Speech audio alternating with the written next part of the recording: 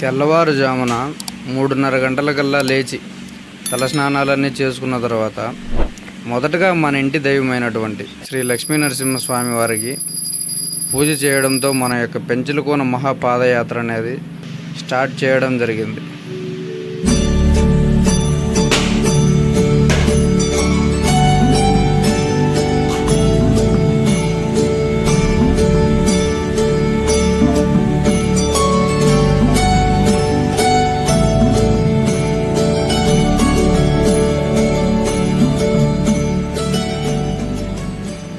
ఇంటి నుండి బయలుదేరిన తర్వాత గ్రామంలోని గ్రామదేవతైనటువంటి గంగమ్మ తల్లికి నమస్కరించి కాలినడకన వెళ్ళే భక్తులందరూ కలుసుకునే రోడ్డు దగ్గరికి వెళ్ళడం జరిగింది.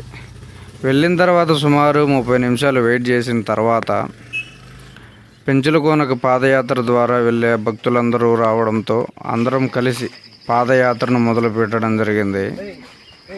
అప్పటికి సమయం 5:15 కావస్తుంది ఉదయం. సరిగ్గా అప్పుడే కొంచెం పొద్దు మొలుస్తూ ఉంది. అందరూ కలిసి చాలా సంతోషంగా ఉల్లాసంగా మహాపుణ్యక్షేత్రమైనటువంటి పెంచులకోనకి పాదయాత్రలో భాగం కావడం జరిగింది. ఇలా అక్కడ ఉండేటువంటి మామిడి తోటలు అవన్నీ దాటుకుంటూ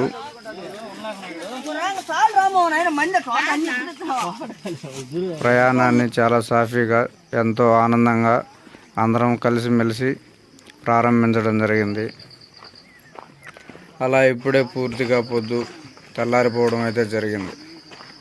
ఇంకా మామిడి తోటలతో నడుచుకుంటూ ఒకరొకరిని మాట్లాడుకుంటూ కొంతమందికి అయితే అప్పటికే చెమటలు కారిపోతున్నాయి.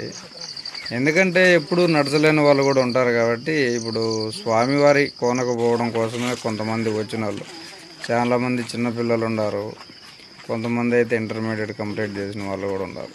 మరీ ముఖ్యంగా ఆడవాళ్ళని చాలా మెచ్చుకోవాలి. చాలా ధైర్యంగా స్వామివారి మీద ఉండే భక్తితో కొండలను సైతం లెక్క చేయకుండా స్వామిని ఎలాగైనా దర్శించుకోవాలనేటువంటి ఉద్దేశంతో కాలినడకన రావడం జరిగింది. ఇప్పుడు సరిగ్గా సమయం 5:40 కావస్తుంది.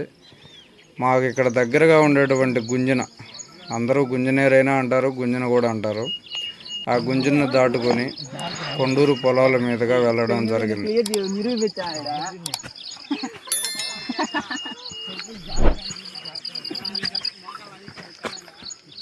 చెట్లని చుట్టూ లేదు, ఆడ నిలబడి గొప్ప దాని చుట్టూ చెట్లని లేదు. అంటే క్లారిటీ తెలియదు, నిన్నంతా కన్ఫర్మ్ అయింది. తెలుసు కదా ఎవరు వాడినారు. ఇక్కడ పొలం పని చేసుకుని పెద్ద ఆయన నడుచుకుని వెళ్ళే మమ్మల్ని అందరినీ చూసి వాళ్ళ ఇంటికి కాల్ చేసి మరి పెంచులకోనకు నడుచుకొని పోతున్నారు, వాళ్ళకి ఏమైనా నీళ్ళు అవసరమైతే ఇవ్వండి అని చెప్పడం జరిగింది. ఎందుకంటే ఈ పెద్ద ఆయన కూడా ఎప్పుడో ఒకసారి వెళ్ళింటారు కాబట్టి ఆయనకు ఆ కొండ ప్రాంతాల్లో నీటి అవసరం ఎంత ఉందో తెలుసు కాబట్టి వాళ్ళ ఇంటికి ఫోన్ చేసి మరీ చెప్పి అతని మంచి మనసును చాటుకోవడం జరిగింది.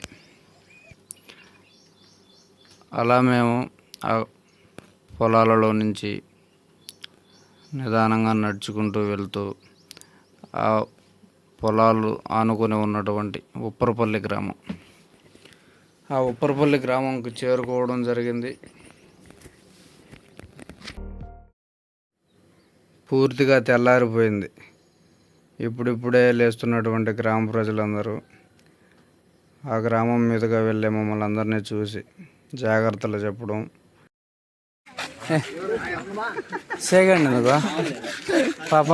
జాగ్రత్త చెప్పడం జరిగింది.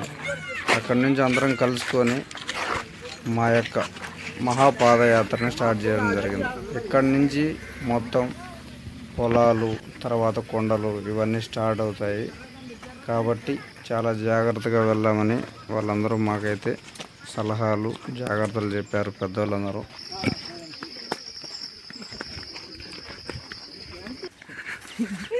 ఏంది మాట్లాడా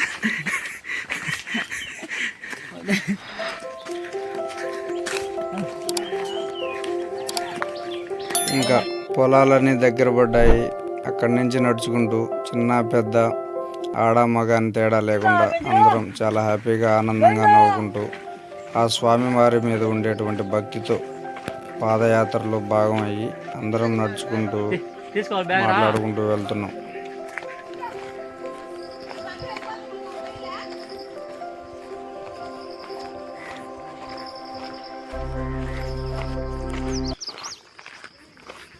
ఎదురుగా కనపడే ఈ కొండని దాటుకుని వెళ్ళాలి.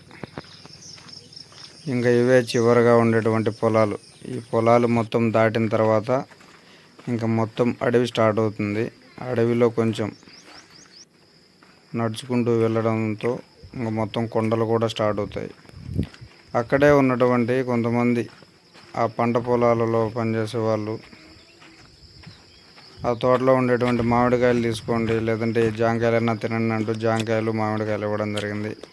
అవి తింటూ యాత్రను ముందుకు సాగిస్తూ పోతున్నాము. అన్నీ మాగినట్టున్నాయా? ఇంతలోపల మావాడు ఆ ఫెన్సింగ్ దూకి మరి అక్కడ ఉండే జాంకాయలను కోసుకొని వచ్చి అందరికీ ఇచ్చాడు.